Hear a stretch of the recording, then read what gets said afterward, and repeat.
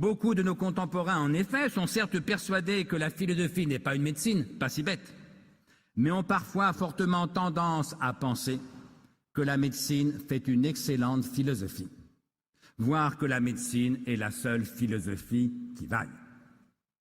Parce qu'au fond, le but de la philosophie, c'est la sagesse, c'est-à-dire le bonheur, la sérénité, et que de plus en plus, c'est aux médecins qu'on demande et le bonheur et la sérénité. Docteur, je suis triste, fatigué, angoissé. Vous ne pourriez pas me donner quelque chose? Alors comprenez-moi bien, je n'ignore pas que la dépression est une maladie qui tue parfois. Ma mère, pour tout vous dire, en est morte. Et qui se soigne de mieux en mieux, et il faut évidemment s'en féliciter. Je n'ignore pas qu'il y a des anxiétés pathologiques, des tristesses pathologiques, des fatigues pathologiques. Mais je sais aussi qu'il y a des malheurs, des tristesses, des fatigues, des angoisses qui ne sont pas pathologiques, qui ne sont pas des maladies. Disons plus, il est normal et même il est sain, S-A-I-N, autrement dit non pathologique, il est sain d'être parfois angoissé, fatigué ou triste. Cela fait partie de la condition humaine. Si quand ma mère est morte, j'avais ressenti aucune tristesse, alors ça n'aurait pas été normal, ça n'aurait pas été sain, ça aurait pu être possiblement pathologique. L'angoisse est le propre de l'homme. Par différence avec la peur, les animaux ont peur, mais l'angoisse, c'est de peur sans objet, c'est de peur imaginaire. C'est le propre de l'humanité. Or, l'humanité n'est pas une maladie. Elle ne relève donc pas de la médecine. Or, j'ai le sentiment que nous sommes en train d'assister à une médicalisation de l'ensemble de notre vie, voire de l'ensemble de notre société. Je crains que nous soyons en train de dériver, et d'ailleurs moins du fait des médecins que du fait d'une demande sociale qui est très forte, autrement dit de notre fait à nous. Nous sommes en train de dériver vers ce que j'appellerais un pan-médicalisme. Vous savez que to, pan, en grec, ça veut dire tout. Ce que j'entends par pan-médicalisme, c'est une culture, une civilisation, de plus en plus dominée par le seul idéal de la santé, et donc soumise à la seule efficience de la médecine. Dans la première occurrence que je connaisse de cette idéologie pan-médicale, c'est une boutade de Voltaire au XVIIIe siècle. Voltaire écrit quelque part « J'ai décidé d'être heureux parce que c'est bon pour la santé ». Et bien du jour où le bonheur, qui était traditionnellement le but suprême, comme disaient les Grecs, devient un moyen, un simple moyen, pour ce but suprême qui est devenu la santé, s'est opérée une inversion décisive dans le rapport moyen-fin. Ça faisait plus de 20 siècles qu'on pensait que la santé était un moyen, alors certes particulièrement précieux, mais un moyen, pour ce but suprême qu'est le bonheur.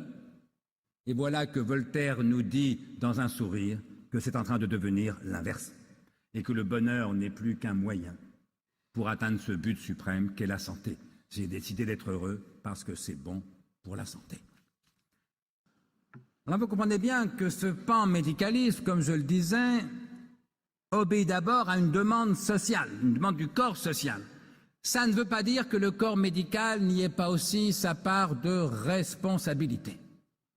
J'en veux pour preuve la fameuse définition que l'OMS donne de la santé dans un texte, je crois, de 1946, dans l'espèce d'optimisme de la victoire contre le nazisme.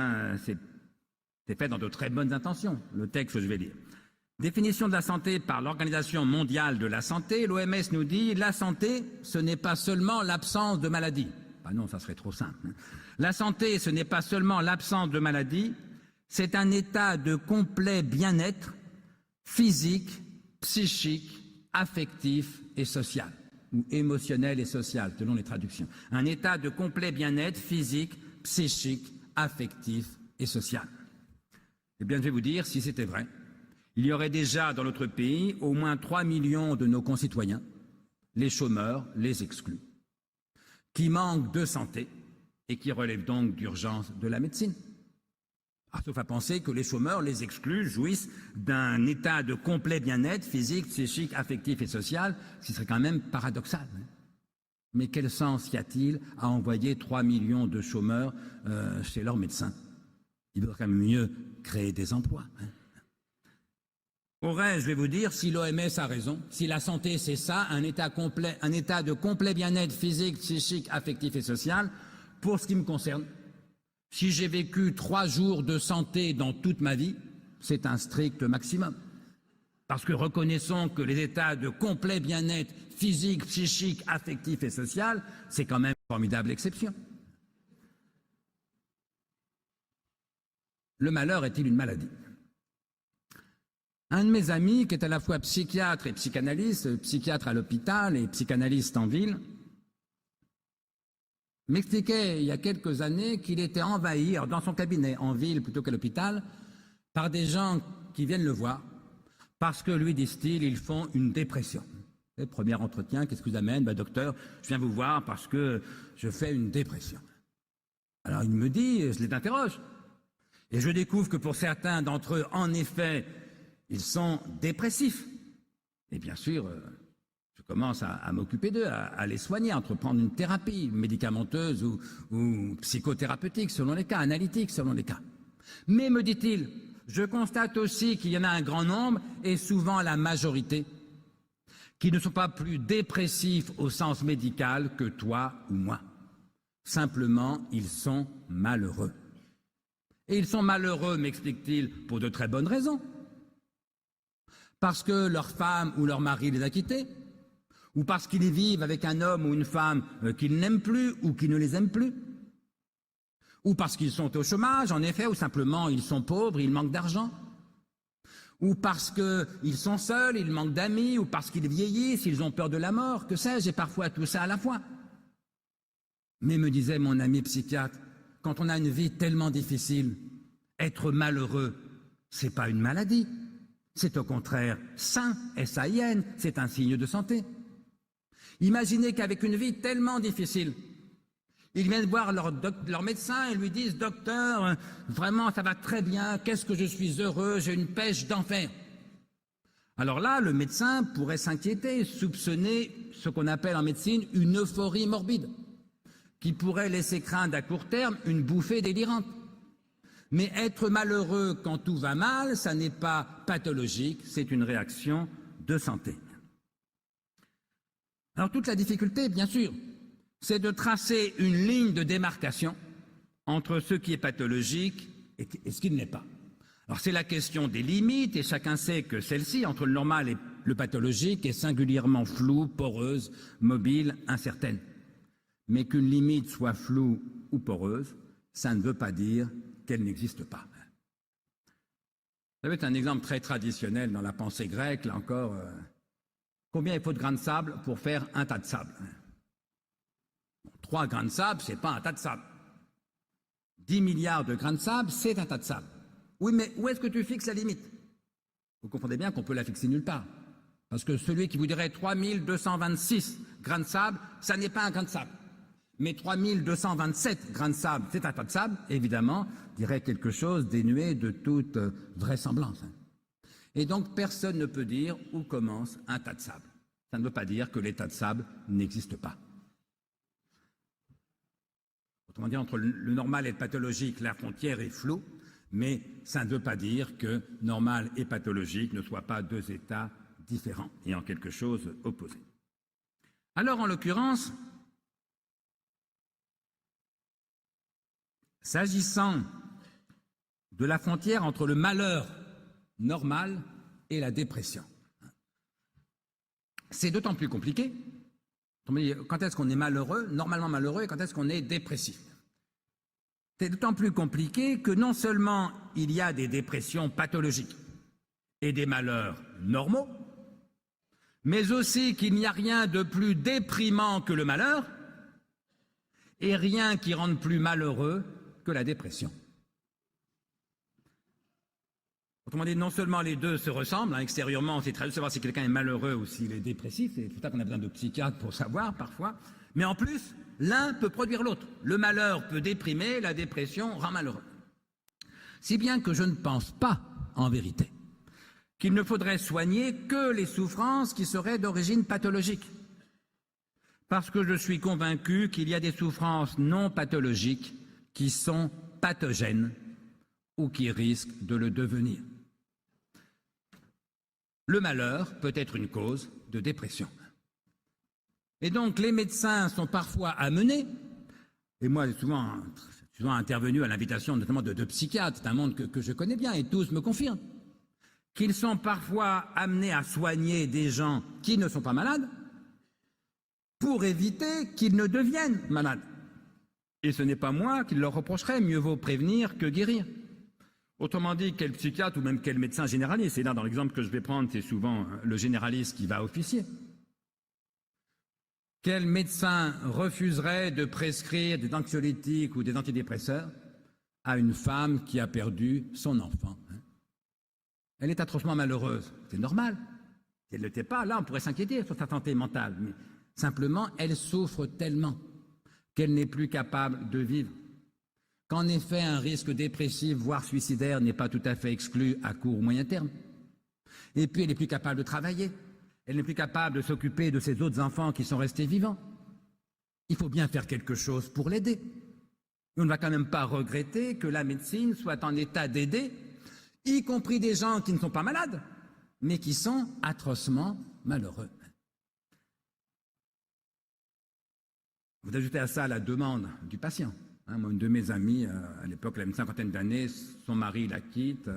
Son premier réflexe, elle me dit, je vais aller voir mon généraliste pour me faire mettre sous antidépresseur. Le généraliste a accepté. Alors moi, je ne suis pas médecin, je n'étais pas dans le cabinet. Sincèrement, cette femme n'était pas dépressive, mais elle était très malheureuse. Et elle a vécu l'antidépresseur comme une aide. Alors, à tort ou à raison, peut-être il y avait peut-être des effets placebo, pas forcément, j'y reviendrai. Mais je m'interdirais de reprocher au médecin la décision médicale qu'il a prise. Alors je ne dis pas, comprenez-moi bien, qu'il faut mettre sous psychotrope tous ceux qui sont malheureux, mais qu'il y ait des cas de malheur tellement atroces que parfois on ait besoin de l'aide de la médecine, quoi qu'on ne soit pas malade, mais seulement parce qu'on est terriblement malheureux, ça me paraît une vérité incontestable. Alors il reste évidemment que la médecine ne saurait suffire à tout, ni tenir lieu de philosophie, ni de courage, ni de sagesse, ni de spiritualité. Et c'est peut-être ce que les médecins doivent parfois rappeler à leurs patients. Alors, quand le patient demande une aide médicale pour quelque chose qui n'est pas une pathologie, mais qui est un malheur, une tristesse, un chagrin, si le médecin sent que son patient est assez fort pour entendre ça, peut-être peut-il lui suggérer que ça ne relève pas vraiment de la médecine. Ça relève de la méditation, du courage, du temps qui va passer, qui va apaiser la souffrance. Ça relève peut-être de la philosophie. Bref, ne comptez pas sur la médecine pour tenir lieu de philosophie, ni pour vous dispenser de pensée. La vie n'est pas une maladie, comment la médecine pourrait-elle nous sauver? Alors, un mot en conclusion, et j'en aurai fini. Donc, le malheur est-il une maladie? Ben non. En tout cas, pas toujours.